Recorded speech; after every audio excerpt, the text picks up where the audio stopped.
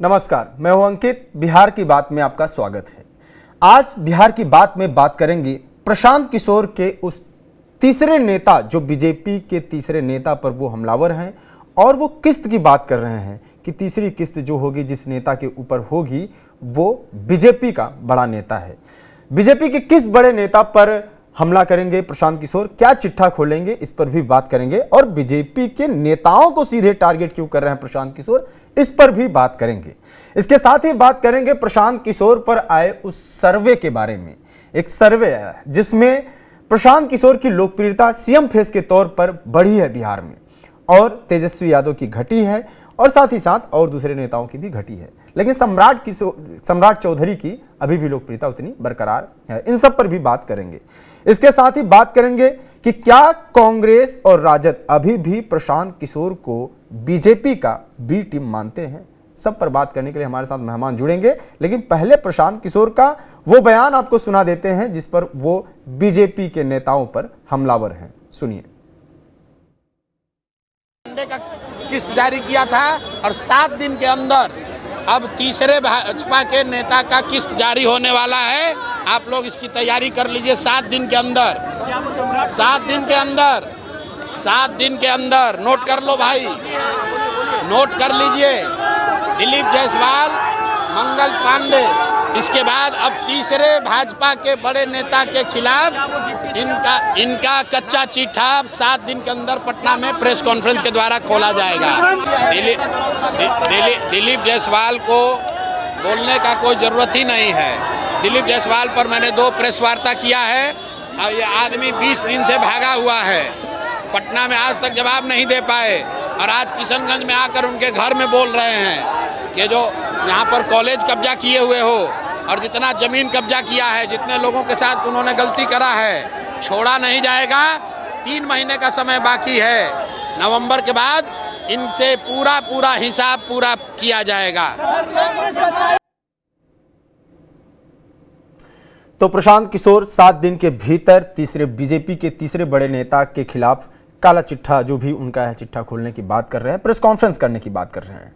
सवाल यह है कि क्या प्रशांत किशोर बड़े नेताओं को टारगेट करके प्रेस कॉन्फ्रेंस के जरिए अपनी लोकप्रियता बढ़ाने का काम कर रहे हैं? क्या प्रशांत किशोर सीएम फेस के तौर पर जब उनका नाम आगे आ रहा है उसके पीछे वजह यही है कि वो बड़े नेताओं को टारगेट कर रहे हैं, अपनी रैलियों में भीड़ जुटाते हैं, लेकिन वो वोट में कितना कन्वर्ट होगा, उसकी जमीनी हकीकत क्या है, इस पर भी बात करेंगे।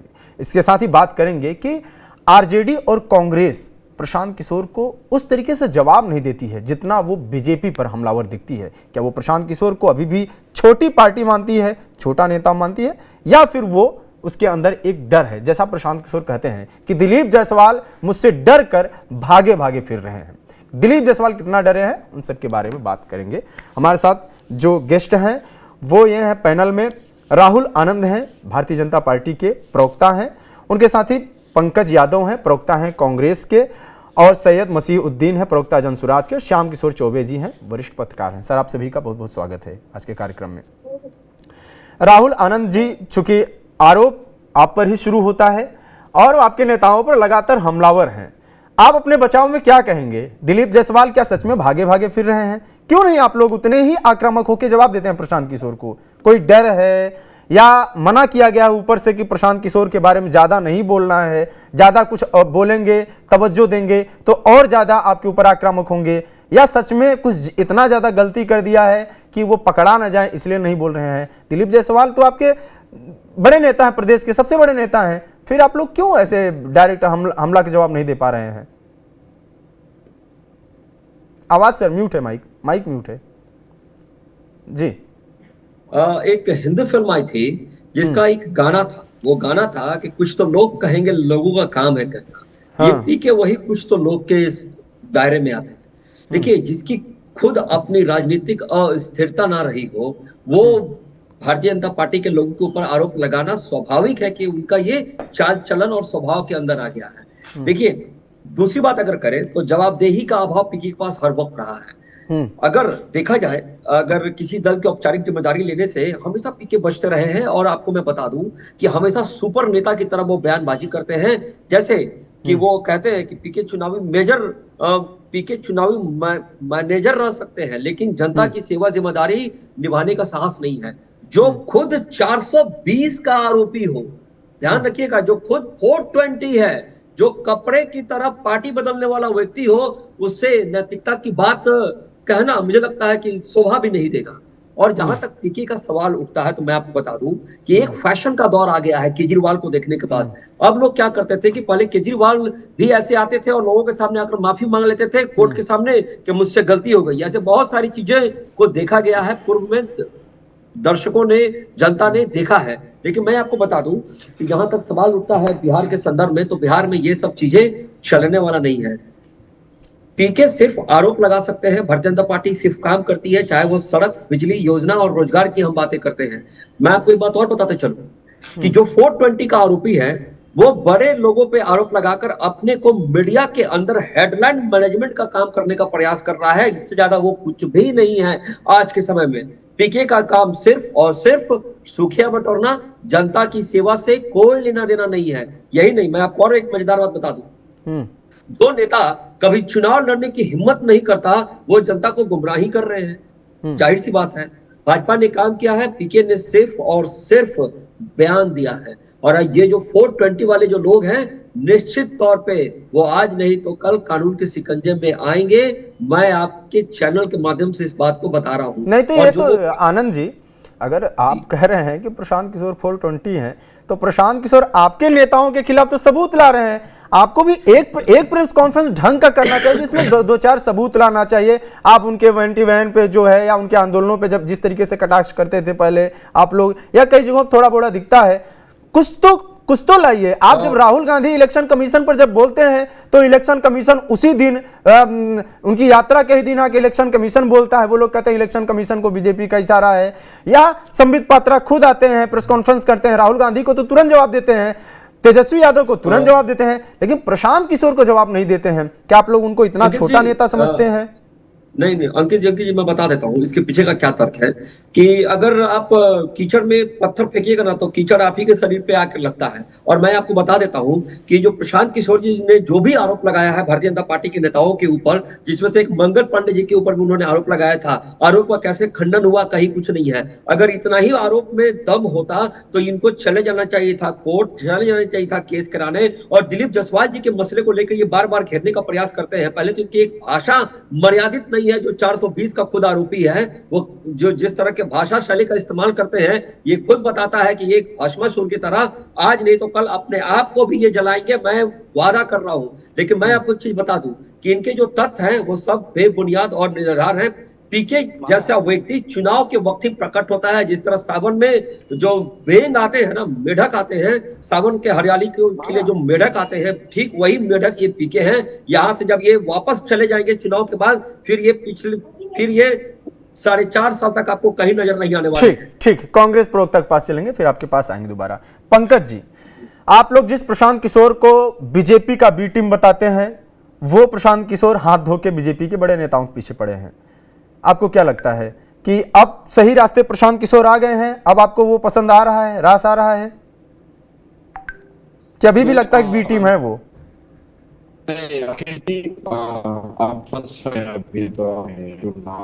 आवाज फंस रही सर आपकी। हाँ, तो जो अभी चाहिए चुनाव कौन है, तो आप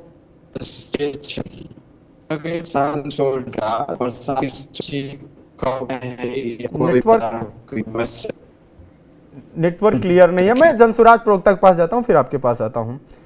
सैयद मसीह जी, आपको नहीं लगता है कि प्रशांत, आ रही है आपको? हाँ, आपकी क्लियर आ रही है, आपको मिल रही है? क्लियर आ रही है, आवाज क्लियर आ रही है। जी, बोला जाए। ठीक है। प्रशांत किशोर लगातार हमलावर हैं, सभी पार्टियों को धुल रहे हैं। क्या ये जिस तरीके से इतना ज्यादा बढ़ चढ़ के प्रशांत किशोर बोल रहे हैं, ये इसके पीछे क्या उद्देश्य माना जाए? कि कुछ है भी उनके पास, कि ये सिर्फ मीडिया और press conference, media management, election management, booth management, सब कुछ तो यही दिख रहा है, ज्यादा यही दिख रहा है। जमीन पे क्या है वो तो इलेक्शन के बाद पता चलेगा। लेकिन इतना दावे के साथ खुलकर चैलेंज करना, नेताओं को टारगेट करना, कोर्ट में न जाना, या जो ठोस प्रमाण है वो न देना, इसके पीछे क्या है? बीजेपी तो कह रही है कि आप सिर्फ हेडलाइन में बनने के लिए सब कर रहे हैं, है कुछ ठोस आपके पास?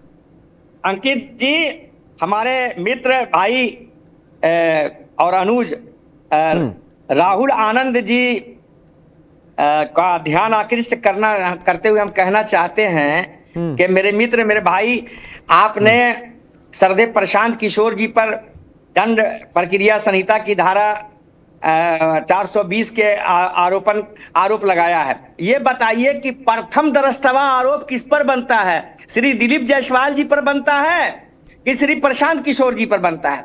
आप लोग जो इस पैनल में बैठे हुए हैं सारे लोग, ये बताइए कि 2 अक्टूबर 2024 को जिस दल का गठन हुआ है, जिस दल का सृजन हुआ है, बिहार के लाखों लोगों ने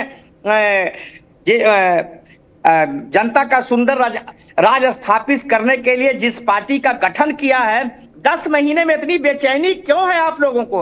आप लोग इतने परेशान क्यों हो रहे हैं कि सारे लोग, चाहे कांग्रेस के हमारे भाई हों, राजद के हों, जदयू के हों, भाजपा के हों, सब परेशान हैं। अरे प्रशांत किशोर जी तो ये बताना चाहते हैं, उन्होंने जो पदयात्रा की है, वो जो उद्घोष यात्रा उन्होंने की, अभी वो बिहार बदलाव यात्रा कर रहे हैं, वो यात्रा के क्रम में जो जो बातें विभिन्न समाज के लोगों, बुद्धिजीवियों से प्राप्त होती हैं, चाहे वो दिलीप जायसवाल जी के संदर्भ में हो, श्री मंगल पांडे जी के संबंध में हो, इनके राकेश कुमार उर्फ सम्राट चौधरी के बारे में हो, चाहे जीवेश मिश्रा जी के बारे में हो, अभी तो बहुत बड़ा घोटाला जो नगर विकास में सारा जो गुजराती ठेकेदार आकर के बिहार में स्मार्ट सिटी बना रहा है, तो इन सारे मामलों पर आप देखिए 20 साल में से भारतीय जनता पार्टी और नीतीश कुमार का जो गठबंधन है, जी भर के ये लोग लूट रहे हैं।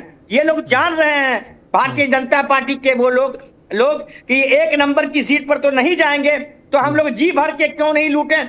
इसमें कई अधिकारियों का और कई रिटायर्ड अधिकारियों का भी इनको समर्थन मिल रहा है। तो इन सब लोगों को नंगा, अगर दिलीप जायसवाल जी पर हमने आरोप लगाया या हमारे नेता ने आरोप लगाया, जन स्वराज ने आरोप लगाया, तो आप आइए मैदान में, आपको चैलेंज है, बताइए कि आप कैसे भारतीय संविधान के अनुच्छेद 29 और 30 में लिखा हुआ है कि इंस्टीट्यूट माइनॉरिटी कम्युनिटी के लिए कि इंस्टीट्यूशन ऑफ देयर चॉइस, उनके उनका इच्छित संस्थान स्थापित होगा, तो उसमें माइनॉरिटी का सर्टिफिकेट आपको कहां से मिल गया कि आपने आर्टिकल 29 और 30 के द्वारा स्थापित संस्थान पर कब्जा कर लिया? सर ये तो बढ़िया सबूत है, ये सैयद मसीह जी ये तो बढ़िया प्रूफ है आपके पास। आप तो कोर्ट में जाके बाकायदा जेल करवा सकते हैं दिलीप जायसवाल को। प्रेस कॉन्फ्रेंस और मेरे कई जगहों पे सिर्फ बोलने से कैसे काम चलेगा? इससे अच्छा तो कोई सबूत नहीं। आप तो आर्टिकल का बाकायदा उदाहरण दे रहे हैं, सब कुछ है। मेरी लीगल टीम सब चीज का आकलन कर रही है और सबको निश्चित रूप से हम लोग बता देंगे कि इन लोगों ने, बिहार की जनता को हम लोग बताएंगे कि किस तरह बिहार को ये जी भर के लूट रहे हैं ये लोग जो एनडीए के लोग हैं। अरे लालू परिवार को तो सुप्रीम कोर्ट, हाई कोर्ट नहीं बता दिया कि ये चारा चोर है। और किसी शायर ने भी कहा कि उस मुख्यमंत्री को भला क्या कहेंगे आप, जो राबड़ी को छोड़कर चारा चबा गया। तो उनको तो कोर्ट ने भी सजा दी। अब तो इन लोग की बारी है। ये जो 20 साल से जो जी भर के बिहार को लूट रहे हैं, बिहार की जनता। ठीक है, राहुल आनंद की प्रतिक्रिया ले लेते हैं, ये शायद जल्दी जाने वाले भी हैं। जी, बिल्कुल। हाँ बताइए। देखिए सबसे बड़ी बात क्या है ना, सैयद भाई जो बातें कर रहे थे ना, वो सुनने में तो बड़ा बढ़िया लग रहा था, लेकिन इसकी वास्तविकता से कोई लेना देना नहीं है। एक तरह का स्पीच था जो 420 के पक्ष में बोला जा रहा था, जो 420 के जो गुनाहगार नेता है उसके पक्ष में बोला जा रहा था। और जो 1 साल पहले जिसका गठन हुआ था पार्टी का, वो गांधी जी की तस्वीर का इस्तेमाल तो करती है, लेकिन गांधी जी जिस चीज का विरोध करते थे उसका ये समर्थन करती है, यानी कि शराब का। और मैं आपको बुझाते जाते एक चीज आपको बता दूं, ये निश्चित तौर पे कि पीके के साथ चले थे कहां जाने के लिए, जाना है कहां ये मालूम नहीं, अब अपनी भटकती कदमों को मंजिल का दिशा नहीं मालूम। और ये है पीके, देखिएगा कहीं बाढ़ की पदयात्रा में कहीं डूब ना जाए, ध्यान रखिएगा। आप कब से राष्ट्रपिता महात्मा गांधी के विचारों को मानने लगे? आप तो उनके हत्यारों हमने तो कभी माना ही नहीं सैयद भाई, हमने तो कभी माना ही नहीं, हमने तो कभी नहीं माना, आपके हिसाब से तो हमने कभी नहीं माना, तो बहस ही बेकार है, बहस ही बेकार है, आपके हिसाब से तो कभी हमने माना ही नहीं। लेकिन राष्ट्र को अभी अभी जेल भेजेंगे, जेल भेजेंगे। जो जेपीसी में जो कानून आ रहा है ना, जेपीसी में जो कानून आ रहा है, सबको जेल जाना पड़ेगा, सबको जेल जाना पड़ेगा।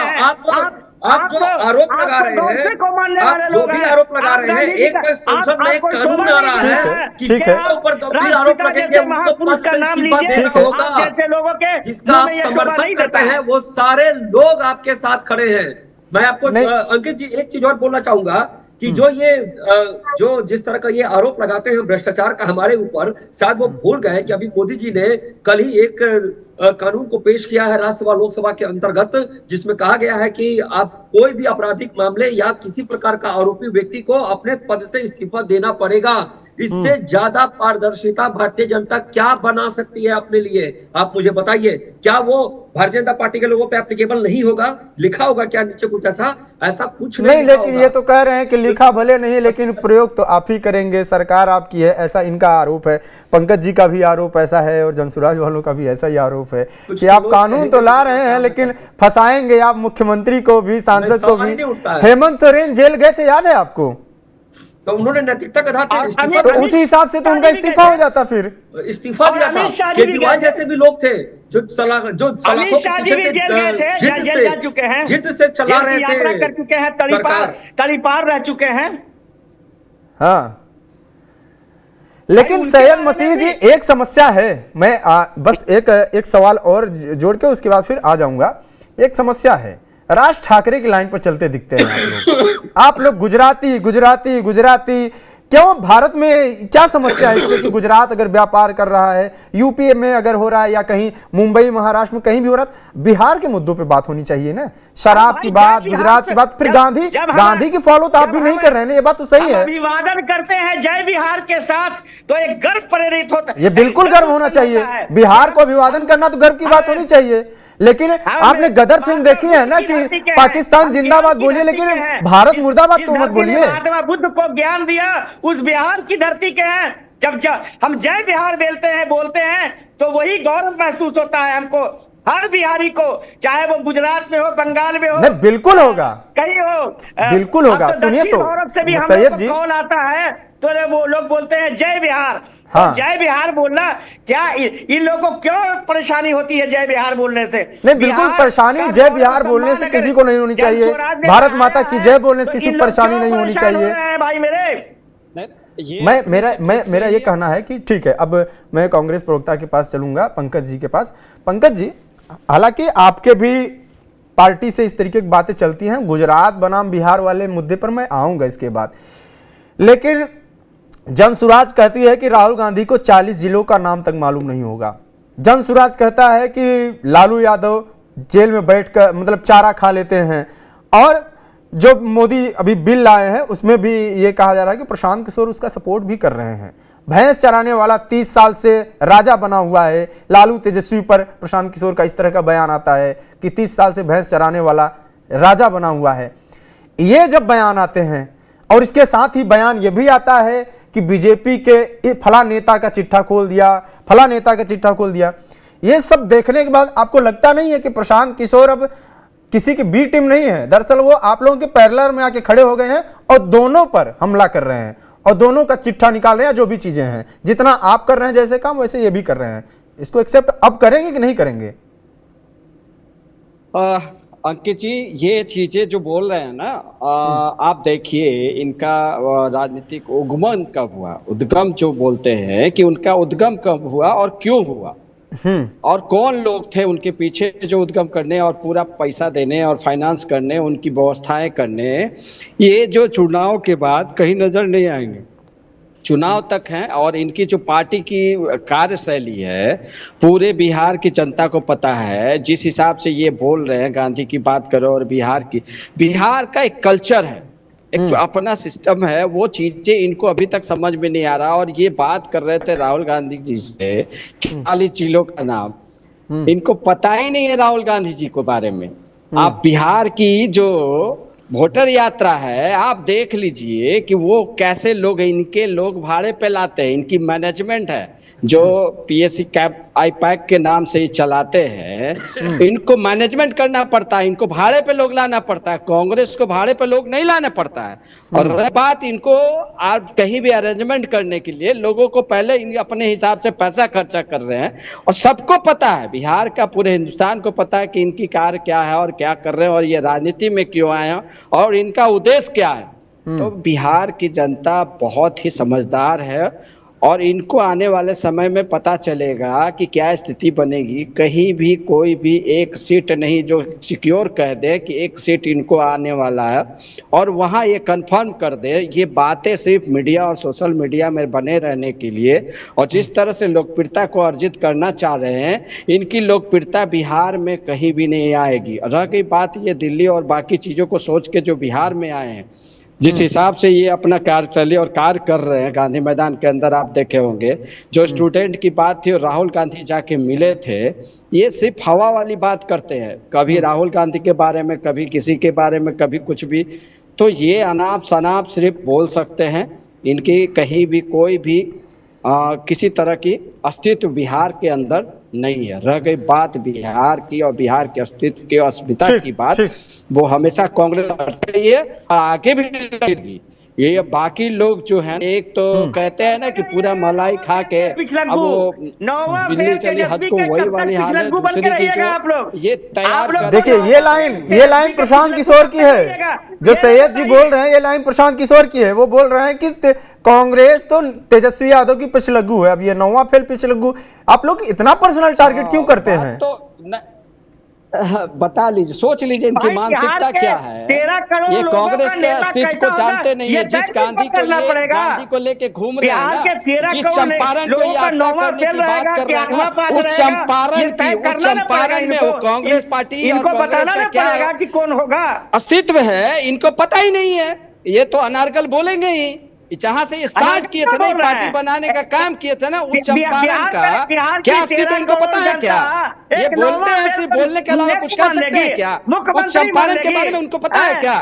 वो जाके लोगों से मिलने से और पैसा खर्चा करने से, लोगों को पैसे पे बुला लेने से पार्टी बन जाएगी और ये बिहार के अंदर चुनाव लड़ेंगे क्या?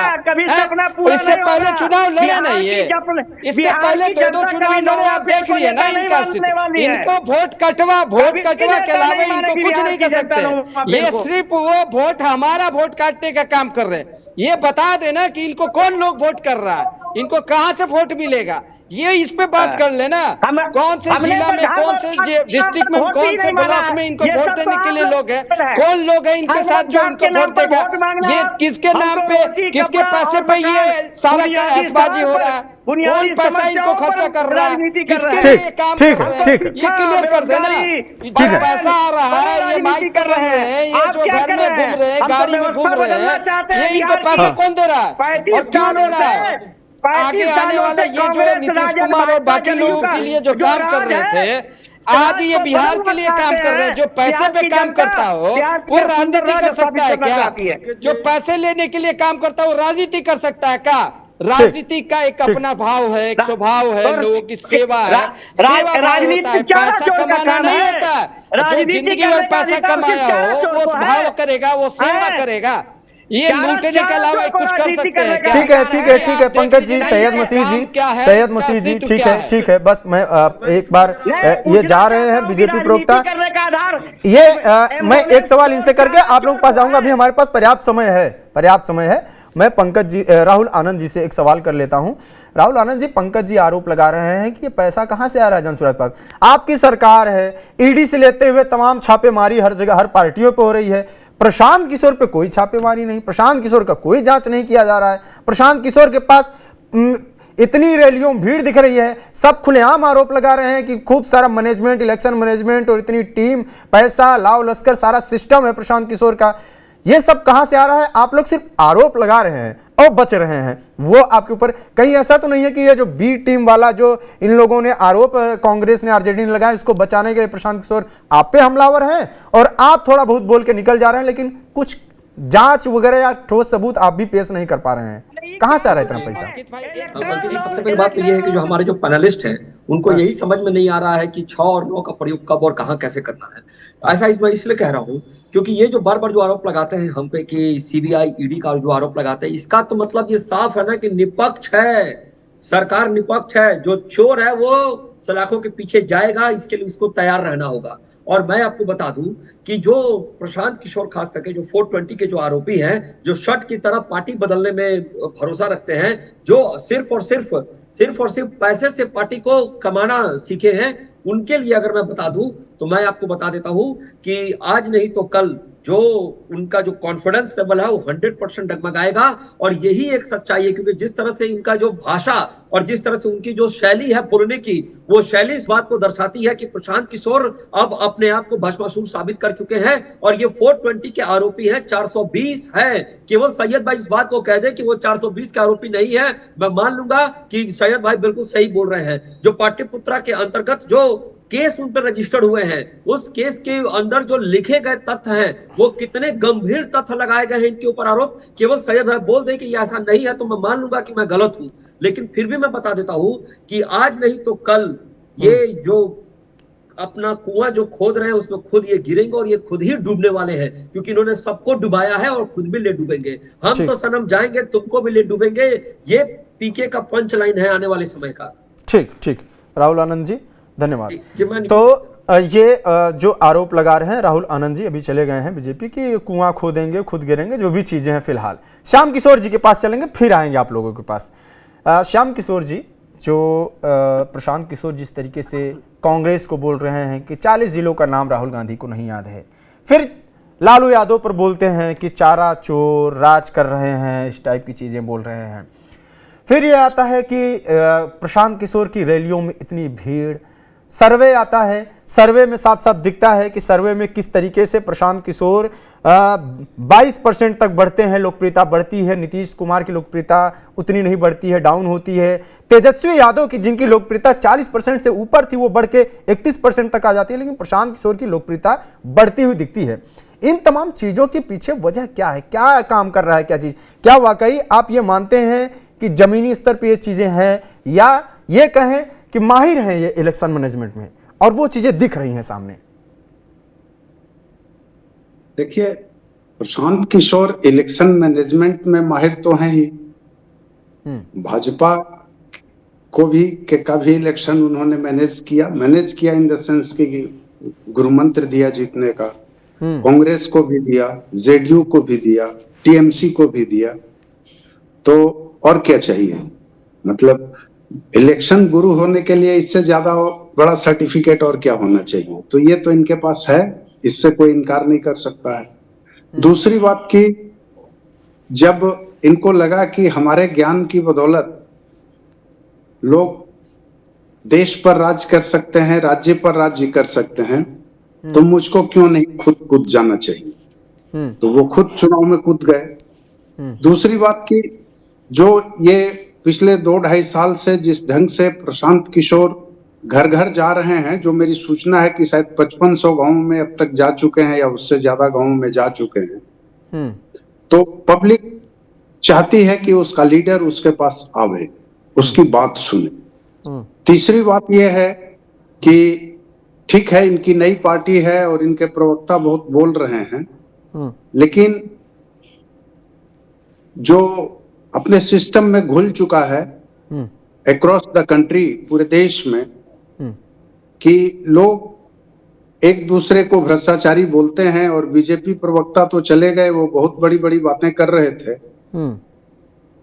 अगर होता जैसा कि वो बोल रहे थे कि अभी जो बिल लाया गया संसद में और जेपीसी को दिया गया, अगर वो बिल पहले से होता तो क्या आज सेंट्रल में बीजेपी की सरकार होती क्या? ताजा बोलते हैं कि 6 महीना तक तो जेल में रहे ना चंद्रबाबू नायडू, अगर वो जीत के नहीं आते तो सरकार नहीं बनती अभी 2024 में।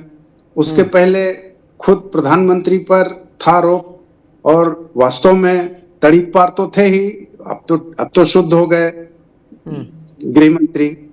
इसके अलावा बहुत सारे नाम हैं, अजित पवार हैं, छगन भुजबल हैं, ऐसे एक नहीं अनेक नाम हैं। ये लोग आखिर वहां जाके शुद्ध हुए ना भाई। तो ऐसी स्थिति में जनता एक फ्रेश चेहरा चाहती है, मेरे ख्याल से हर जगह अब चाहने लगी है, इसलिए कि उसके सामने विकल्प नहीं है, वही चुनना है, उन्हीं लोगों को चुनना है जो पहले राज कर चुके हैं, हाँ। या जो अभी भी में है। इसी दो में से चुनने में अगर कोई चेहरा नजर आता है, फ्रेश चेहरा नजर आता है और जो लगता है कि मेहनत कर रहा है, प्रशांत किशोर के साथ अभी खासियत है, एक बड़ी मतलब खासियत कहिए या उनको एक नेमत मिली हुई है, बहुत बड़ी नेमत मिली हुई है अभी तक, टिल द डेट या कहिए टिल द इलेक्शन। इनको रूल करते हुए किसी ने नहीं देखा है ना। तो इनकी मतलब आप कह सकते हैं एक विपक्ष की लाइन में मैं कह रहा हूं कि इनकी मीठी मीठी बातें ही तो अभी लोग सुन रहे हैं, इनकी उपलब्धियां ही तो देख रहे हैं कि कैसे ये लगे तो बीजेपी सेंट्रल में सत्ता में आ गई, फिर टीएमसी आ गई, फिर कांग्रेस में भी थोड़ा जान आ गई, जेडीयू सत्ता में रहा। तो ये लोगों के पास जा रहा है और जनता की क्या मांग होती है, आम आदमी की, जो आम वोटर है, मतलब लोअर मिडिल क्लास की भी मैं बात कर रहा हूँ, लोअर मिडिल क्लास और उससे नीचे, और इसी की आबादी बहुत ज्यादा है और इसी के वोट से जीत हार होती है जी।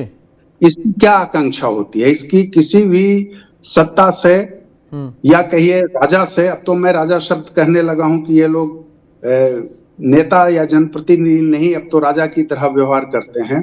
हाँ, तो लोकतांत्रिक राजा कह सकते हैं। हाँ, तो इन राजाओं से जनता की क्या अपेक्षा होती है, आम आदमी की कितनी अपेक्षाएं हैं, ज्यादा नहीं है।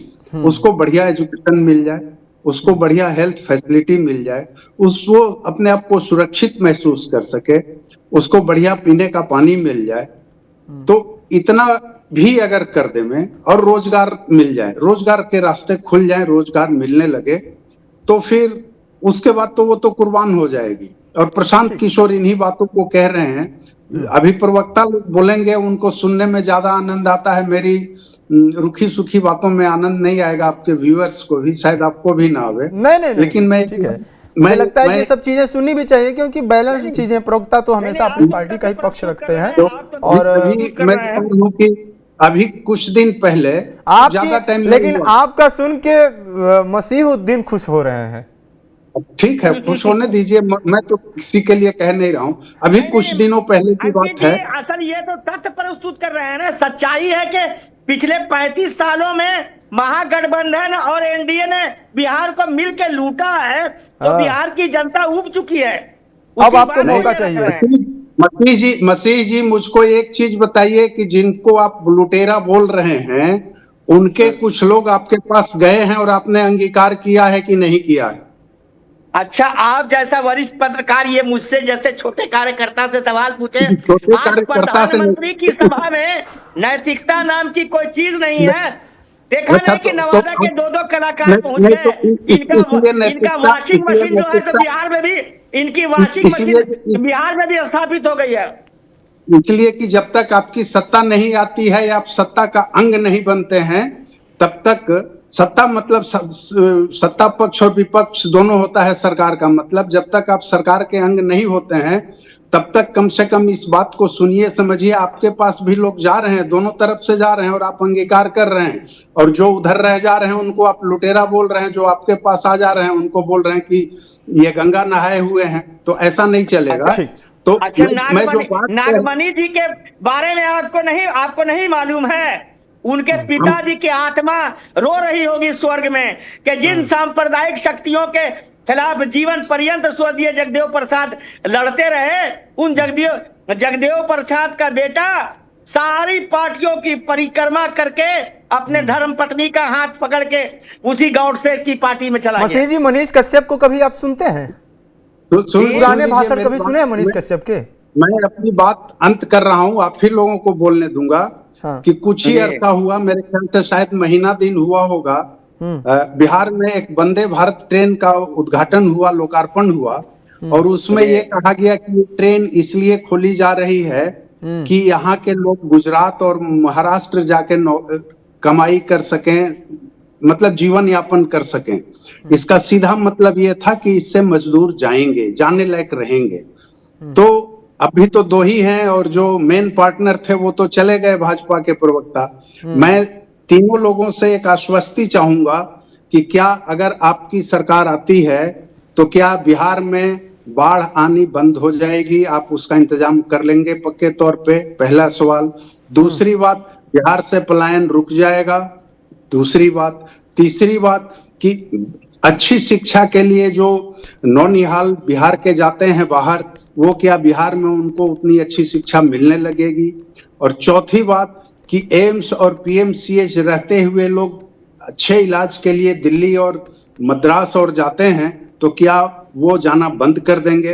अगर आप इतनी गारंटी ले लेवें तो बाकी किसी गारंटी की जरूरत नहीं है, और मेरे ख्याल से आप बिहार को तार देंगे। और अगर ऐसा नहीं कर पाते हैं तो बाकी तो चुनाव लड़ते रहिए, 5 साल में चुनाव होना है, लड़ना है, किसी न किसी को जीतना है, और जब कोई जीत जाएगा तो बाकी 5 साल चोंच लड़वल होगी जो हो रही है।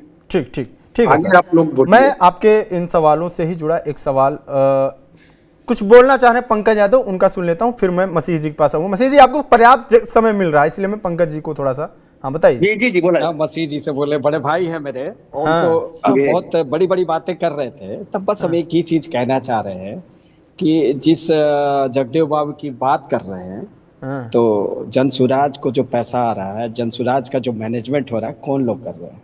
आप नाम बताइए, कौन है वो लोग? वही हैं जिनकी आप जगदेव बाबू विरोध किया। अरे भाई, चारा घोटाला में जो आप लोग लिया था वही पैसा नहीं है? नहीं, जो चारा घोटाला में आप लोगों ने लिया था वसूला था वही पैसा है? ये गलत बात है। आप इस पे आइए ना कि पैसा कहाँ से आ रहा है। जैसे अगर केजरीवाल बोलते हैं तो बोलते हैं कि हम चंदा जुटाते हैं, या कोई कह रहा है कि हमारे पार्टी कार्यकर्ता देते हैं। आप इस तरह के फेंक दीजिए ना। चारा घोटाला कहाँ जा रहा है? ये तो आरजेडी के नेता भी नहीं है, कांग्रेस के हैं। आप चारा घोटाला में इनको क्यों घसीट रहे हैं? अरे भाई, तो उसका पैसा इनको भी तो मिला होगा गठबंधन में। ना क्या बात है, मतलब कुछ भी, कहीं भी कुछ भी आप बोलिएगा। आप तो कम से कम औरों की तरह बात मत करिए। आपसे वो एक्सपेक्ट है, उम्मीद है बिहार में आज। एक सवाल मैं केवल छोड़ देता हूं दोनों के लिए। भारतीय जनता पार्टी कहां से लाती है? श्याम किशोर जी एक सवाल छोड़ रहे हैं। अगर हमारे इन दोनों के लिए मैं सवाल पूछता हूं, कुछ चरित्र का एक मिनट, लेकिन पैसा कहां से ला रहे हैं? पैसा आप कहां से ला रहे हैं, ये बताइए। एक सवाल वो पूछ रहे हैं कुछ। हाँ बताइए श्याम किशोर जी। मैं एक सवाल कर रहा हूं कि उदय सिंह कौन है, वो किस पार्टी में थे पहले? जी, इन्हीं की हमारे पंकज भाई की पार्टी में थे। तो लुटेरी पार्टी में थे तो आपने एक्सेप्ट कर लिया ना? आपने एक्सेप्ट कर लिया ना लुटेरी पार्टी से? सर सारे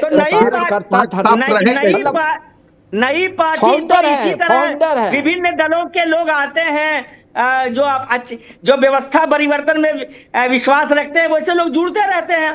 तू अकेला ही, प्रशांत जी के लिए हम लोग कहते हैं कि तू अकेला ही चला था, जानिबे मंजिल मगर लोग साथ आते गए। और तो कैसे लोग साथ आते गए, ये भी तो डिस्क्राइब कीजिए ना। और जो लोग साथ आते गए वो कौन लोग हैं? पप्पू सिंह छोटा नाम तो नहीं है जिनको आप आज आपके राष्ट्रीय अध्यक्ष? बीजेपी के बी टीम क्यों कहा जाता है? बीजेपी वाली कार्यशैली इनके पास भी है। आरसीपी सिंह कौन है? नीतीश कुमार के बहुत खास रहे हैं। खुद प्रशांत किशोर नीतीश कुमार के खास रहे हैं। जी जी जी, ये तो सब कुछ तो आप तो एक्सेप्ट करना पड़ेगा कि अदला बदली कोई मतलब ही नहीं रह गया। ये तो पूरी पार्टी, ये हाल वही है कि कांग्रेस से जितनी समाजवादी पार्टियां बनी हैं उनमें से ज्यादातर कांग्रेस के खिलाफ लड़ी और उनसे अलग होकर पार्टियां बनी। आज स्थिति यह है कि अब नीतीश और एनडीए से अलग होकर आपकी पार्टी बनी है, आपके यहाँ आरजेडी से अलग।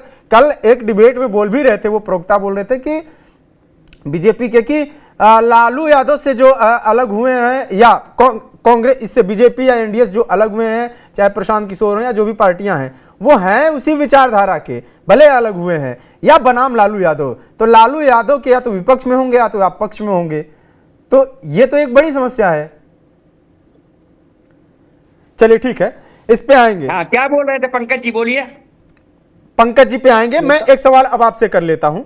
एक सवाल ये है कि आप कह रहे हैं कि आपकी पार्टी कहती है कि जो बिहार से ट्रेन चलती है, बिहार से जो जितनी ट्रेन, नए नए ट्रेन का ऐलान करते हैं नरेंद्र मोदी, वो मजदूर बनाने के पीछे एक ये है कि और मजदूर बनाते हैं।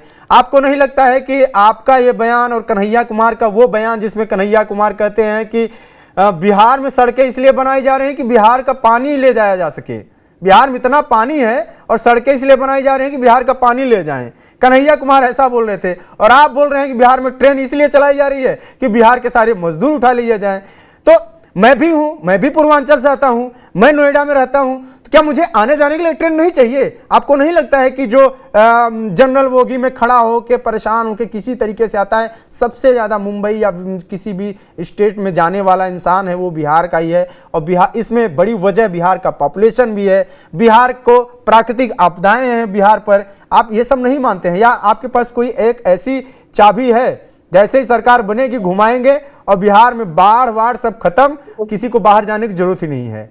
कुछ ऐसा प्लान है? देखिए अंकित जी, असल मामला यह है कि प्रधानमंत्री जी, माननीय प्रधानमंत्री जी, श्रद्धेय प्रधानमंत्री जी, आदरणीय मोदी जी आते हैं तो ट्रेन की घोषणा करते हैं, लेबर एक्सप्रेस की, ताकि वहां जो गुजरात में फैक्ट्री चल रही है उसमें लेबर की सप्लाई हो। और जब उधर से लोग आए तो सारी बड़ी कंपनी जो गुजरात की है और उसका ठेकेदार आए, उस कंपनी के अधिकारी आए।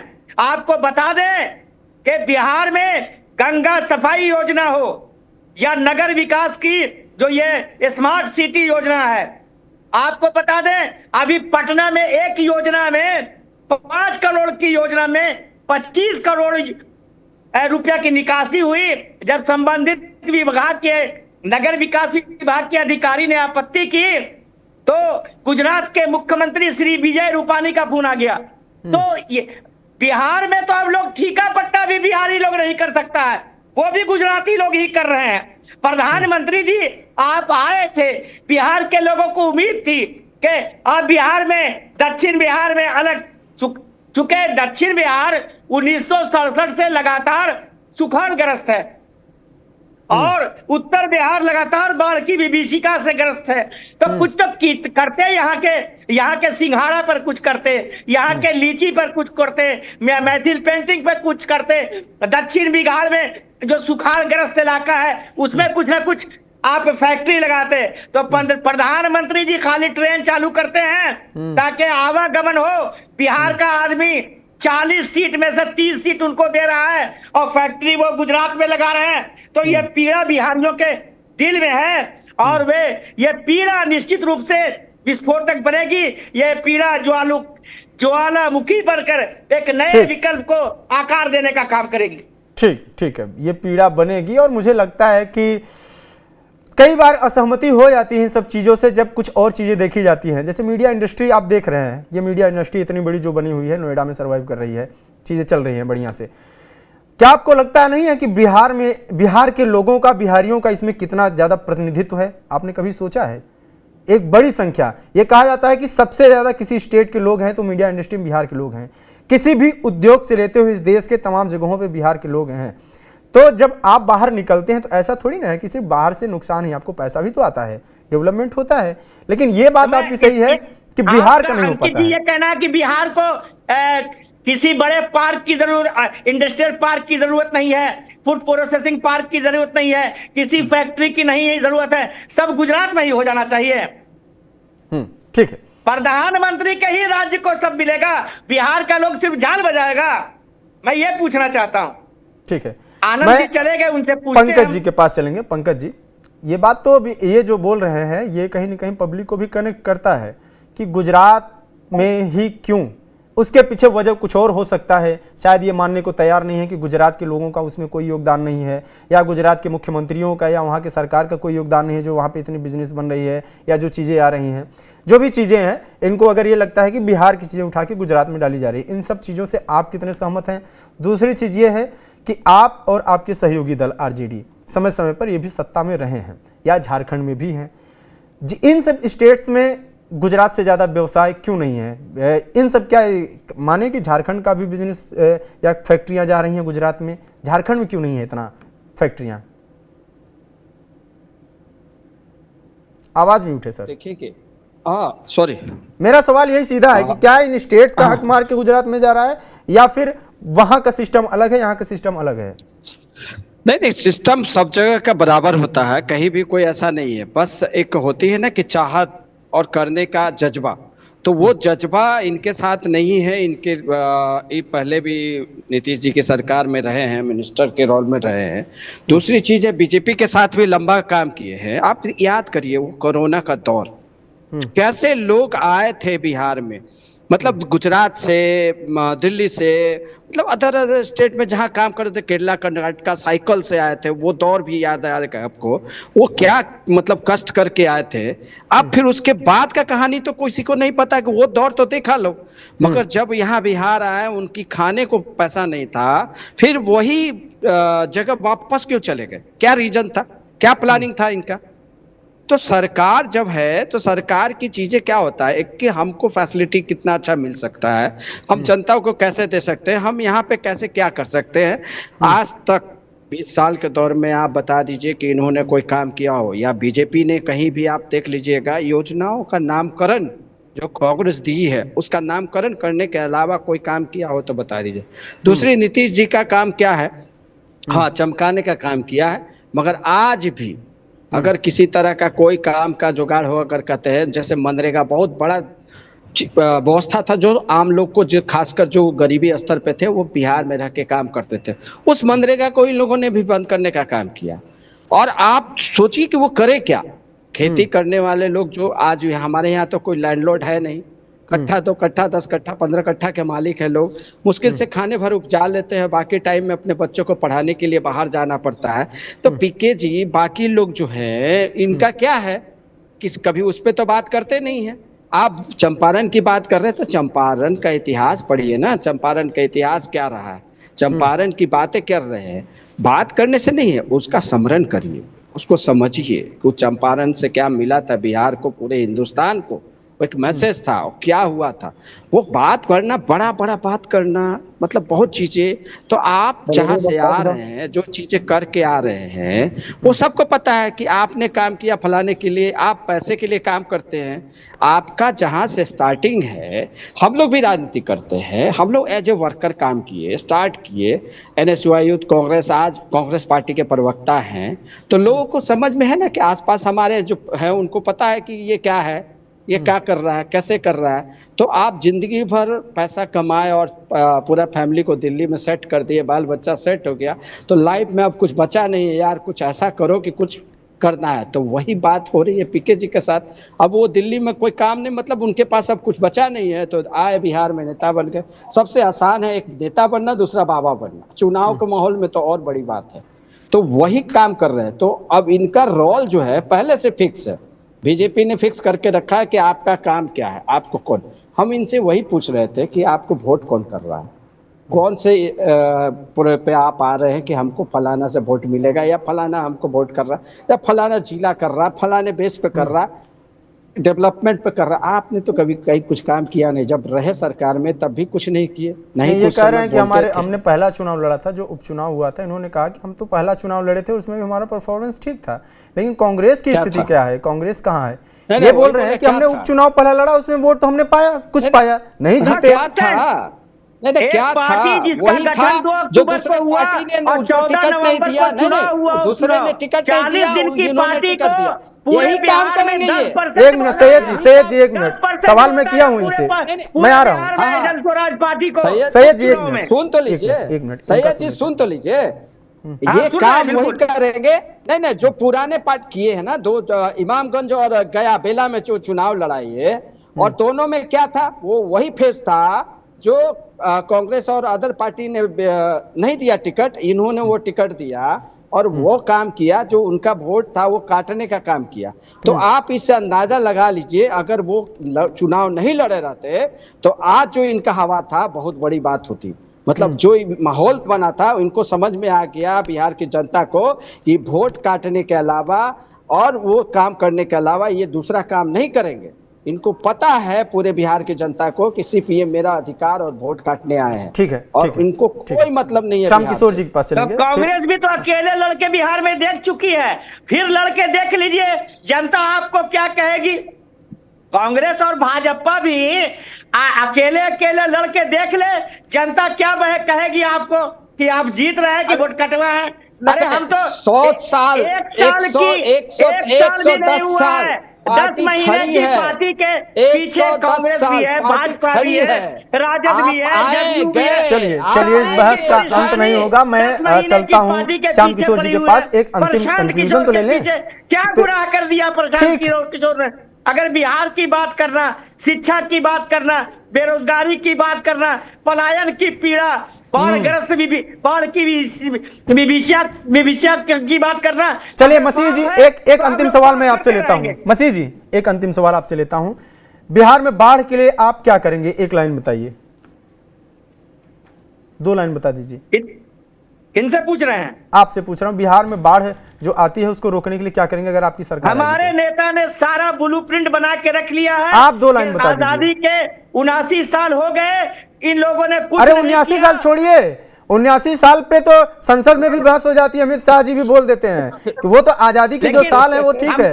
आप अगर कुछ जन स्वराज की व्यवस्था बदलेगी तो चूंकि 5500 गांव की पद यात्रा उत्तर बिहार में सर्वे प्रकाश बाढ़ कैसे कंट्रोल करेंगे? बाढ़ कैसे कंट्रोल करेंगे? सबसे ज्यादा बाढ़ पर ही लोग पीड़ित थे। तो कैसे कंट्रोल करेंगे? कैसे? तो हम लोगों ने योजना बना के रखी है। क्या? सारी बात डिस्क्लोज नहीं की जा सकती है, लेकिन लोग अच्छा, वो तेज प्रताप जी की लाइन है कि सब कुछ बता देंगे तो जान जाएंगे। सुनिए कि जिस तरह शेर शाह ने 1539 में जीटी रोड का शुरुआत किया, जो पेशावर से लेकर के बांग्लादेश के ढाका तक है, उसी तरह 5 साल में जिस तरह जीटी रोड बना, उसी तरह 5 साल में हम लोग बाढ़ की समस्या का अस्थायी निराकरण। सर ये सब तो मैं अगर बैठ जाऊं आपकी जगह पे तो मैं भी अब बढ़िया ये सब बोल के मैं भी पक्ष प्रशांत किशोर और जनसुराज का ले सकता हूं, कमी तो गिना सकता हूं, लेकिन प्लान क्या है? 5 साल हम करेंगे क्या? वो प्लान पे मैं पूछ रहा था कि कुछ तो बताइए, कुछ बढ़िया की। हमारे पास इंजीनियरिंग की टोली, रिटायर्ड ऑफिसर जो है, ब्यूरोक्रेट्स है हमारी, उनकी टीम है। सारे आपको लगता है कि आरजेडी जदयू के पास इन सब की कमी है? हमारे पास सारा ब्लूप्रिंट तैयार है और सब यही तो इन लोगों को बेचैनी। चलिए ठीक 2 लाख सैलरी श्याम किशोर जी अपना दिन रात लोग अपना भाव नोच रहे हैं, सारे पार्टी के लोग। श्याम किशोर जी, ये जो इनका युवराज है, चुनाव में जो परिणाम आए थे, परिणाम सबने देखा मुख्यमंत्री बन जाएंगे कि तो किस तरीके से। ठीक है सैयद जी, ठीक है। आपके यहाँ बढ़िया वक्ता है, मुझे पता है, और प्रशांत किशोर जी ट्रेनिंग में माहिर है। अब वो मनीष कश्यप को भी बढ़िया ट्रेनिंग दी है। जितने भी वक्ता आते हैं मैं देखता हूँ बाकी पार्टियों से कमजोर नहीं रहते हैं, बढ़िया बोलते हैं। और AIMIM के भी एक प्रवक्ता आते हैं, वो आज नहीं आए, वो भी बढ़िया बोलते हैं। श्याम किशोर जी से मैं पूछ रहा था कि उपचुनाव में जो रिजल्ट आए थे, वो रिजल्ट कहीं ना कहीं कुछ लोग ये कहते हैं कि इतना तो कोई कैंडिडेट अगर निर्दलीय भी लड़े और मजबूत कैंडिडेट हो तो इस तरीके के वोट आ जाते हैं। 2020 का चुनाव हम सबने देखा। 2020 के चुनाव में चिराग पासवान ने चुनाव लड़ा और कई सीटों पर ठीक ठाक वोट हासिल किया, लेकिन कई सीटों पर कम ही रहा, लेकिन फिर भी वोट का रहा। उसके पीछे भी कुछ लोग ये बोलते हैं कि जो जीते या जिन सीटों पर सेकेंड पर रहे उनमें प्रत्याशियों का अपना भी वोट था, और वो दिखता है हर चुनाव में। इतना वोट पाना और चुनाव जीतना दोनों में फर्क होता है। आप अपना एनालिसिस इस पे बताइए कि अभी तक जो 1-2 चुनाव हुए हैं और जो वर्तमान कंडीशन है, जो भीड़ दिखता है, इसमें क्या पक्ष और विपक्ष हो सकता है इसका? देखिए, इसके साथ श्याम किशोर जी, इसके साथ ये भी बता दीजिए। सर समय खत्म हो गया, बस 2 मिनट बोलने दीजिए इनको। 10% वोट लाने में कितना साल लगा? भारतीय जनता पार्टी को 10% वोट लाने में कितना साल लगा? 2 मिनट बोलने तो दीजिए। 4 ही सीट पे चुनाव हुआ था, अभी पूरा मैं ये कह रहा हूं, मुंह से सुनना चाहते हैं कि पिछले चुनाव के ट्रेंड से, पिछले 2 चुनाव या बाई इलेक्शन या लोकसभा चुनाव से अगला विधानसभा चुनाव बहुत प्रभावित नहीं होता है, इसलिए कि परिस्थितियां बदली रहती हैं, वोटर्स का मन मिजाज बदला रहता है। हाँ, ये है कि कैंडिडेट्स भी वैल्यू करते हैं, पार्टी भी वैल्यू करती है, उसके बाद जैसा मसीह जी कर रहे हैं उस तरह की कैंपेनिंग भी वैल्यू करती है। तो ये तीनों चीजें होती है, और खासकर बिहार में सबसे बड़ा वैल्यू होता है, ये माने चाहे न माने, जातीय समीकरण।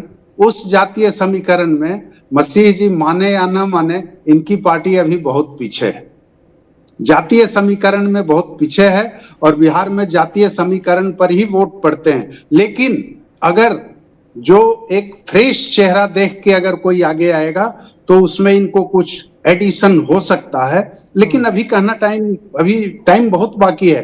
देख रहे हैं बड़े बड़े मतलब लगातार प्रधानमंत्री दौरे पे हैं, राहुल गांधी दौरे पे हैं, और बड़ी बड़ी घोषणाएं हो रही हैं, और ये सच है कि घोषणाओं पर भी लोग फिदा हो जाते हैं, कई बार हो जाते हैं। हम आप भी हुए हैं, ऐसा नहीं है कि नहीं हुए हैं। अब क्योंकि बीजेपी के प्रवक्ता हैं नहीं तो मैं क्या बोलूं, लेकिन होता है। तो आगे के लिए अभी कहना बहुत मुश्किल है, लेकिन हाँ, प्रशांत किशोर और जनसुराज पार्टी को डिस्कार्ड नहीं किया जा सकता है। अगर डिस्कार्ड करने लायक होते, मेरी बात सुन लीजिए मसीह जी, अगर डिस्कार्ड करने लायक होते तो आज ये डिस्कशन नहीं होता। चलिए ठीक है, बहुत बहुत धन्यवाद। और जाहिर सी बात है कि जो अभी फिलहाल बिहार की स्थिति है वो यही है कि जी कुछ बोल रहे थे, आखिरी लाइन जी मैं श्याम किशोर जी आपके संज्ञान में एक बात लाना चाहते हैं। हम आपको कहना चाहते हैं कि बिहार में जब आप प्रशांत जी की सभाओं में जाएंगे और वहां से जब भीड़ निकल रही हो तो उनसे पूछिए, जनता कहती है कि इन लोगों को बहुत समय दिया, 20 साल नीतीश जी को, 10 साल 15 साल लालू राबड़ी को, तो इस बार अपने बच्चों का भविष्य देख के शिक्षा के सवाल पर, रोजगार के सवाल पर हम वोट करेंगे। पंकज यादव जी, आप पुष्पम प्रिया चौधरी से कुछ कनेक्ट तो नहीं कर रहे हैं? ये जनता बोलती है, आप कृपया, हम आपसे विनती वंदना करते हैं कि आप उनकी सभाओं में जाएं और जाके देखें प्लीज कि जनता क्या बोलती है। बिल्कुल, श्याम किशोर जी को जाना चाहिए।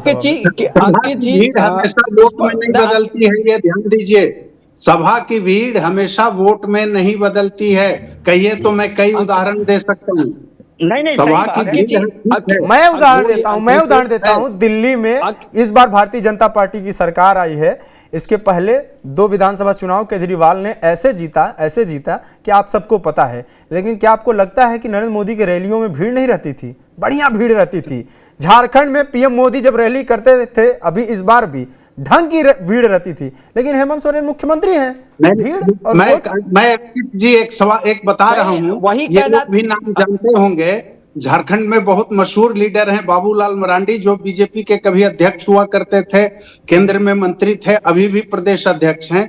जब वो अलग हुए थे बीजेपी से 14 साल तक, उन्होंने जो झारखंड विकास मोर्चा नामक संगठन बनाया था, उसके बैनर तले चुनाव लड़ते थे। तो गांव-गांव में उनकी प्रतिष्ठा थी, भीड़ होती थी, लेकिन रिजल्ट क्या आता था? 2024 के चुनाव में, उसके 2019 के चुनाव में उनके पास 3 विधायक आए, ओनली 3, इंक्लूडिंग अंतिम प्रतिक्रिया पंकज यादव का ले लेंगे। पंकज जी बताइए। देखिए, ये चीज़ें तो होती रहेगी। सैयद मसीहुद्दीन साहब से भी बात हो रही है, बाकी लोग भी रहेंगे। आने वाले समय में जब चुनाव के बाद भी ये चीज़ें चलती रहेंगी, मगर मैं आपको एकदम क्लियर कहना चाह रहा हूँ कि जो चीज़ें अभी के दिन में बिना मुद्दा के ये लोग नेता बनने का प्रयास कर रहे हैं, नहीं होने वाला। आप देख लीजिए, वोटर अधिकार रैली जो चल रही है, लोगों को किस तरह से अट्रैक्ट, मतलब कहते हैं ना कि एक अपनी बात करने वाला, राहुल गांधी जी की बात करते हैं और कांग्रेस पार्टी की बात करते हैं, तो बिहार को जो कांग्रेस पार्टी ने दिया इनको पता ही नहीं है, उन चीज़ पे चर्चा ही नहीं करते। जितनी चीनी मिलें थी और जितने कार्य थे उस दौर का, वो बिहार था। और आज के दौर में आप पूरी दौर में आप देखेंगे कि सिर्फ चमकाने के अलावा कोई भी ऐसा काम नहीं हुआ जो आम जनमानस के लिए और उनके लिए। आज भी वे वरिष्ठ पत्रकार हैं हमारे महोदय बोले, केवल एक लाइन का, आप जो आपने सवाल किया था, तो मैं से जानना चाहूंगा कि बीजेपी का वो तीसरा नेता कौन है, जरा ये बता दें, अगर सब जानते हैं तो। सीने पर हाथ धर के धैर्य रखिए, इनके नेता घोषणा करेंगे, इसीलिए मैं भी नहीं पूछ रहा हूँ। श्रृंखला है, लगातार श्रृंखला है। और पंकज जी, हम आपको बता दें, 21 अक्टूबर 1989 ईस्वी में को बिहार के भागलपुर में जो लगातार 4 महीने तक चलने वाला सांप्रदायिक हिंसा कांग्रेस के शासन में हुई थी, कांग्रेस ने कि लुटिया डुबोई, और उस समय कविता प्रसिद्ध थी कि अगर वजह जवाले एक तदारे ये जुल्म लिखना हो। नहीं, आप अगर अब यही कर अत्याचारी- सकते हैं। अगर नहीं, आप वही कर शासन सकते हैं। इसके अलावा नाक की आपके कहानी पास लिखी कोई हो, आज की अगर बात वजह करने की सवाल आपके है, दौर में नहीं जुल्म है। लिखना हो। आज आपके तो पास नहीं, कुछ बात नहीं है। पंकज जी शायरी तो सुनने दीजिए, कुछ नहीं है। अच्छी लाइनें तो सुनने दीजिए। 1989 तो आप बोलेंगे, क्या चाहते हैं? लेकिन 5 साल आपकी में बात बाढ़ कैसे चाहते हैं रोकेंगे वो नहीं बताएंगे, वो आपके बोलेंगे पास कि कुछ वो नहीं है। अब इतिहास खोदिएगा तो इतिहास खोदने में आपको कहीं अस्तित्व मिलेगा। और आपकी पार्टी की आप इतिहास उठा के देखिए कि आजादी की लड़ाई जो हुई थी तो कहाँ थे ठीक है, लोग, ठीक है, कौन सी ठीक है। बातें हो रही चलिए खत्म ये करते सब हैं। बातें बेकार पंकज की जी, कर रहे।